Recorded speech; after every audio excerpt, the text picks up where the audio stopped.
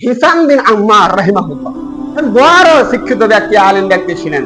হিসাম বিন আম্মারের বাবা কি করলেন, তাকে শিক্ষা অর্জন করার জন্য, জ্ঞান অর্জন করার জন্য বাড়ি ঘর জমি জায়গা যা ছিল সব বিক্রি করে দিলেন। কি করলেন? বিক্রি করে দিলেন।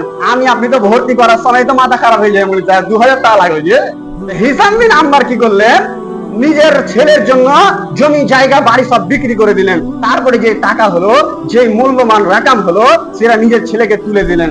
তারপরে বললেন, হিসাম বিন আম্মার, যাও তুমি সৌদি আরব চলে যাও, সৌদি আরবে গিয়ে তুমি সর্বপ্রথম হজ করো, তারপরে কোন দার্সি মাদ্রাসাতে, কোন জামিয়া মাদ্রাসাতে তুমি ভর্তি হয়ে যাও, জ্ঞান অর্জন করো।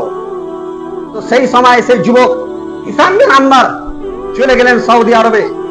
সৌদি আরবে সেই সময় ইমাম মালিক রাহিমাহুল্লাহ খুব বড় বিজ্ঞজন আলেমের দিন ছিলেন। ইমাম মালিক রাহিমাহুল্লাহর কাছে মানুষ সব লাইন ধরে, মুনি সাহেবের কাছে যেমন আমরা লাইন ধরে জিজ্ঞাসা করি কুরবানি কয় ভাগে দেওয়া যাবে, এইভাবে ফতোয়া পাড়ায় জিজ্ঞাসা করছেন ইমাম মালিক রাহিমাহুল্লাহর কাছে। ইমাম মালিক রাহিমাহুল্লাহর কাছে লাইন দিয়ে যখন মানুষ সবকিছু জিজ্ঞাসা করছেন, হিসাম বিন আম্মার তিনিও লাইন দিয়ে দিলেন। লাইন দিয়ে এক পর্যায়ে তিনা যখন বাড়ি এলো, তিনা যখন পালা এলো যে কথা বলার ইমাম মালিক রাহিমাহুল্লাহর সাথে, তখন ইমাম মালিক রাহিমাহুল্লাহকে বলছেন, তুহাদ্দিসুন, আপনি আমাকে হাদিস শুনান। তখন বলছে, আমি হাদিস শোনাতে পারবো না, যাও তুমি জ্ঞান অর্জন করো, যাও ওই সাইডে তুমি জ্ঞান অর্জন করো। হিসাম বিন আম্মার বলছেন, না আপনি আমাকে হাদিস শুনান। তারপরে 2-4 বার যখন হিসাম বিন আম্মার ইমাম মালিক একই কথাই বলছেন, ইমাম মালিক ক্ষিপ্ত হয়ে বলছেন তার একজন কর্মচারীকে, একে 100টা চাবুক মারো, 15টা চাবুক মারো, একে 15টা চাবুক মারো, এই গাধা কথা বুঝতে পারছে না। যখন হিসাম বিন আম্মার রাহিমাহুল্লাহকে 15টা চাবুক মারলেন, তারপরে আবার পুনরায় ইমাম মালিকের কাছে হিসাম বিন আম্মার ফিরে এলেন এবং বললেন, আপনি আমাকে মারলেন, আপনি আমাকে কষ্ট দিলেন, আমি কোথা থেকে এসেছি জানেন, আমি কি করে এখানে এসেছি জানেন, আমার বাবা যত তার ধন সম্পদ ছিল সব বিক্রি করে দিয়ে আমাকে আপনার কাছে জ্ঞান অর্জন করতে পাঠিয়েছি। তারপর ইমাম মালিক রাহিমাহুল্লাহ অনুতপ্ত হয়ে গেলেন, দুঃখিত হয়ে গেলেন, তুমি এত কষ্ট করে জ্ঞান অর্জন করতে এসেছো, বলো তোমাকে এই জরিমানা স্বরূপ, এই কাফারা স্বরূপ কি দিতে হবে। হিসাম বিন আম্মার রাহিমাহুল্লাহ বললেন ইমাম মালিক রাহিমাহুল্লাহকে, এর জরিমানা স্বরূপ, এর কাফারা স্বরূপ আপনি আমাকে 15টা চাবুক মেরেছেন, 15টা হাদিস শুনান। 15টা চাবুক মেরেছেন, 15টা হাদিস শুনান। আজকে আপনার ছেলেকে একবারই মালিক টেলিফোন চলে আসে, মৌলভী সাহেব মারতে পাঠাচ্ছি তোমাকে না শিখতে পাঠাচ্ছি। ইমাম হিসাম বিন আম্মার রাহিমাহুল্লাহ ইমাম মালিক রাহিমাহুল্লাহর কাছে 15টা বেতাঘাত খেলেন, চাবুক খেলেন। এরপরে বলছেন, আপনি আমাকে হাদিস শুনান। বললেন না যে আপনাকে আমি মারবো, এই কথা বললেন না। বললেন না যে আপনার ব্যাপারে রাজার কাছে নালিশ করবে, এই কথা বললেন না। হিসাম বিন আম্মার বললেন যে হাদিস শুনান। তারপরে হিসাম বিন আম্মারকে ইমাম মালিক রাহিমাহুল্লাহ 15টি হাদিস শুনালেন। এবারে ইমাম মালিক হিসাম বিন আম্মার বলছেন যে আপনি আবার আমাকে 15টা বেতাঘাত করুন, আবার আমাকে 15টা চাবুক মারুন, আবার আমাকে 15টা হাদিস শুনান। এভাবে তারা জ্ঞান অর্জন করেছে, এভাবে তারা ইলম অর্জন করেছে। আজকে আপনার ছেলেকে একটু বকলেই আপনার মাথা খারাপ হয়ে যায়, আজকে আপনার ছেলেকে একবারই মারলে আপনার মাথা খারাপ হয়ে যায়। তারা মার খেতে আপত্তি করেনি, তারা মার খেতে দ্বিধা সংকোচ করেনি জ্ঞান অর্জন করার জন্য। আর আপনি এমন কিপ্টা গার্জেন, নিজের ছেলেকে মাদ্রাসায় পড়তে পাঠান, কলেজ ইউনিভার্সিটিতে পাঠান, মাসের পর মাসে খরচ লাগবে, এটাতে কি ক্ষমতা করছেন? নিজের ছেলেকে, আপনার ছেলে জ্ঞান অর্জন করে না, তার জন্য আপনি মারেন না তো মারেন না, কোন শিক্ষক যদি মারে তার বিরুদ্ধে আপনি কড়াই অ্যাকশন নিচ্ছেন, তার বিরুদ্ধে আপনি কথা বলছেন। সম্মানিত উপস্থিতি, জ্ঞান অর্জন আমাদেরকে করতে হবে, জ্ঞান অর্জন তাগিদের সহিত করতে হবে।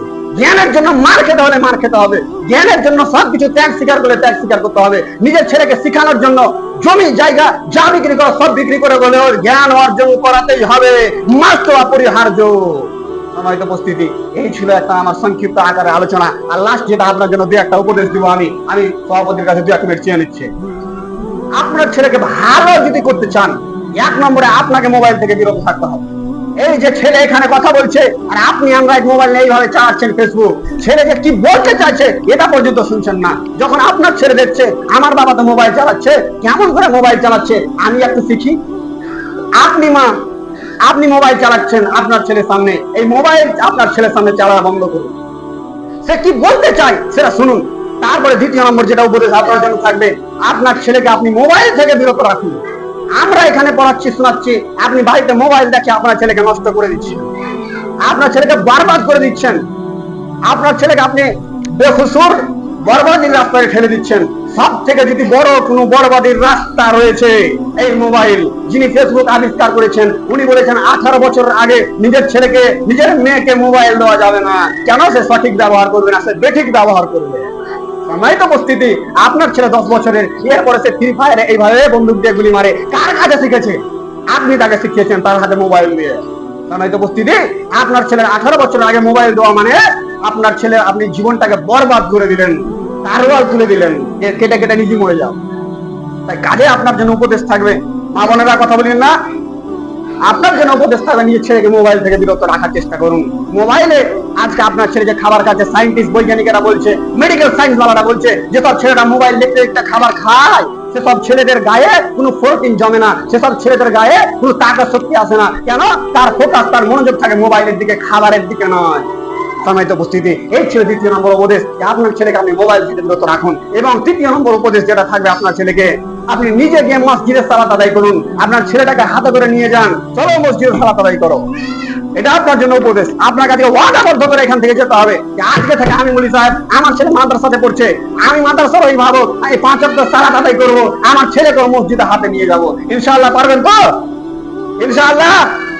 সম্মানিত উপস্থিতি, এরকম আমাদেরকে তাগিদ রাখতে হবে। তারপরে ছেলের জন্য ভালো দোয়া করতে হবে, রাগের মাথায় হোক অথবা আপনি ভালোভাবে হোক, রাগের মাথায় অথবা ভালোভাবে হোক, নিজের ছেলের জন্য ভালো দোয়া করতে হবে। ইমাম আল কালবানি বলে একজন সৌদি আরবে ইমাম আছে, ইমাম কাল একজন ইমাম আছে, সে আফ্রিকার ইমাম। ইমাম কালবানি ছিলেন অত্যন্ত দুষ্টু, খারাপ একটা ছেলে।